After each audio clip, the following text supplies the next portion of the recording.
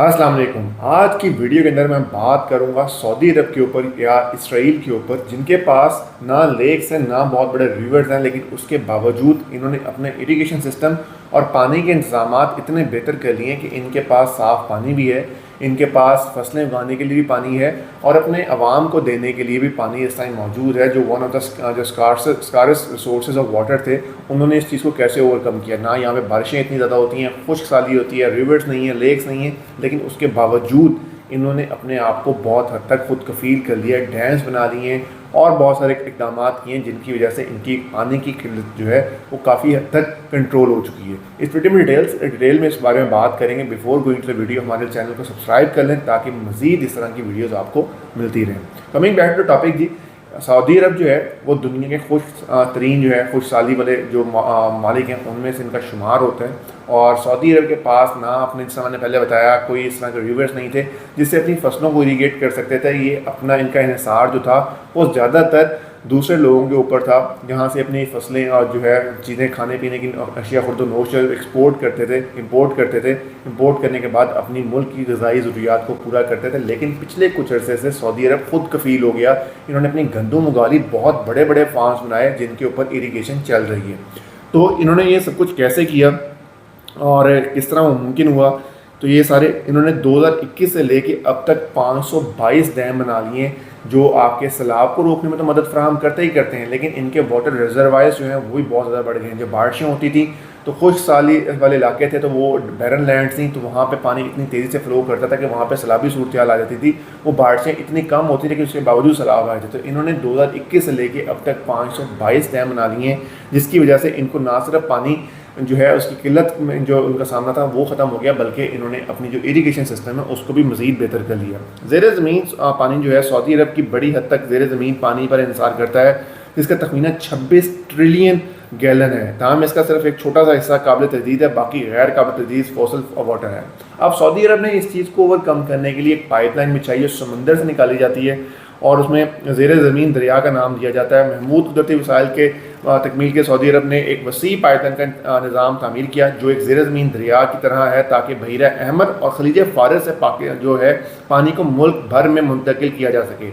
8700 मील जी इस पाइप की जो है लंबाई है। ये दरियाए नील से भी बड़ा है और इसमें जो फ़ायदा ये है कि दरियाए नील हो गया या दूसरे आबी ज़खायर हैं, वो सूरज की रोशनी की वजह से, तपिश की वजह से उनका जो है आबी जो बुखारात हैं वो बन के ज़ाया हो जाता है। लेकिन इसमें वो चीज़ नहीं है, आपका पानी डायरेक्टली वहाँ तक पहुँचता है। फिर उसके बाद समुंदरी पानी को मीठा करना, डिसेंट्रलाइजेशन, सऊदी अरब ने इसके ऊपर बहुत काम किया। इसराइल ने इसके ऊपर काम स्टार्ट किया था, लेकिन उसके बाद सऊदी अरब भी उन बड़े ममालिक के अंदर है जिन्होंने पानी जो है समंदर का पानी साफ़ करके उसको काबिल इस्तेमाल बनाना स्टार्ट किया है। पीने के हवाले से भी, इरीगेशन के हवाले से भी एक एक्सपेंसिव अमल है, लेकिन still it's good for them कि उन्होंने इस चीज़ के ऊपर काम किया। पैसा उनके पास है तो वो तेज़ी से चीज़ों को चेंज कर रहे हैं ताकि मज़ीद बेहतर तरीके से अपनी आवाम को फ़ायदा दे सकें। अब यहाँ पे मीठे पानी वाला प्लांट का है, दुनिया मुतअद्दिद प्लांट समुद्री पानी को जो है काबिल इस्तेमाल मीठे पानी में तब्दील करते हैं।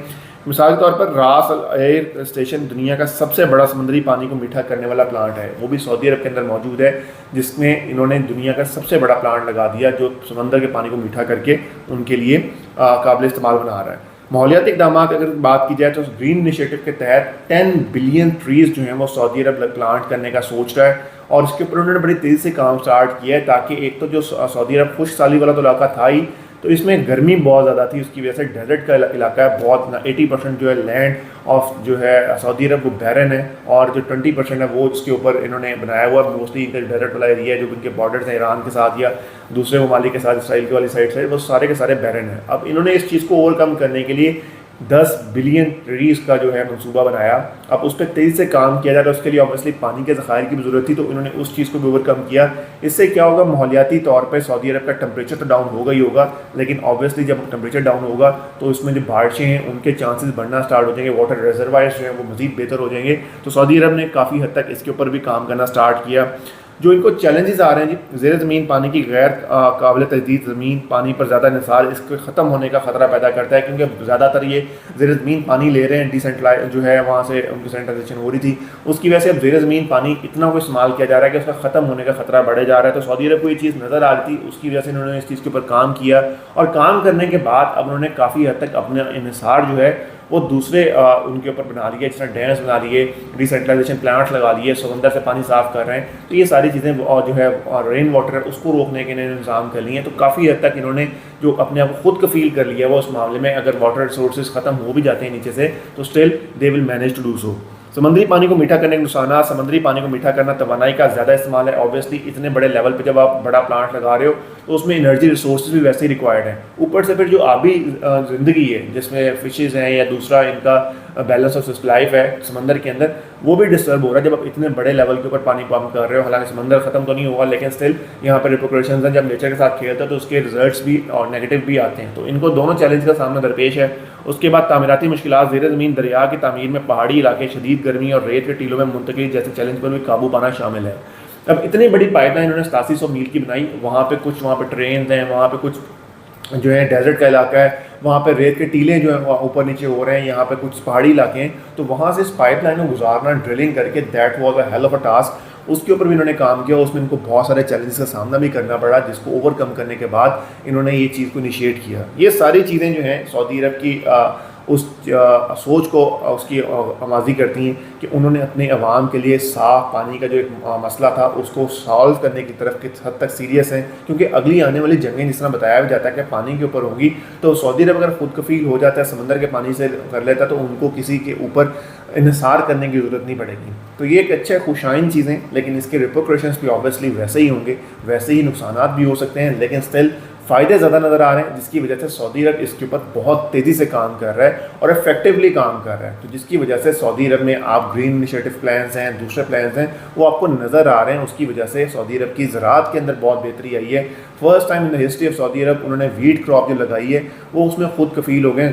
غذائی اجناس کی جن کی ضرورت تھی امپورٹس کو ختم کر دیا. انہوں نے گندم اپنی لگا کے اپنے پوری ملک کی جو تھی ضروریات وہ پوری کی ہیں. تو دیٹ شوز کہ اگر گورنمنٹ آپ کی سیریس ہو اور آپ کے اس طرح کے انیشیٹوز لیے جائیں تو آپ جو امپاسبل ہے اس کو بھی پاسبل بنا سکتے ہیں.